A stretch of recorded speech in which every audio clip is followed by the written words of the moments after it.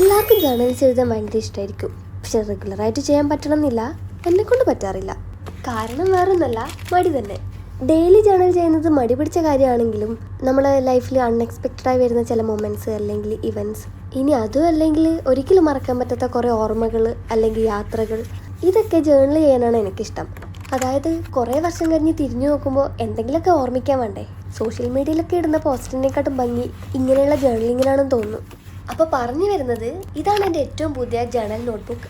ഒരുപാട് നാളത്തെ ആഗ്രഹത്തിന് ശേഷമാണ് ഇതെൻ്റെ കയ്യിൽ കിട്ടുന്നത്. അപ്പോൾ ഞാൻ ഭയങ്കര എക്സൈറ്റഡ് ആണ്. നമ്മൾ ജേർണലിങ്ങിൻ്റെ പല വീഡിയോസ് യൂട്യൂബിൽ കാണുമ്പോഴും ഇൻസ്റ്റാഗ്രാമിൽ കാണുമ്പോഴും ഇതുപോലത്തെ നോട്ട്ബുക്ക് യൂസ് ചെയ്യുന്നത് കണ്ടിട്ടുണ്ടാവാം. അപ്പോൾ ഇതുപോലത്തെ നോട്ട്ബുക്കിൻ്റെ പേരാണ് ട്രാവലേഴ്സ് നോട്ട്ബുക്ക്. ജപ്പാനിലുള്ള ട്രാവലേഴ്സ് കമ്പനി എന്ന് പറഞ്ഞുള്ള ഒരു കമ്പനിയാണ് ഈ മോഡൽ നോട്ട്ബുക്ക് ഉണ്ടാക്കുന്നത്. പക്ഷെ എൻ്റെ കയ്യിലുള്ളത് ട്രാവലേഴ്സ് കമ്പനീൻ്റെതല്ല.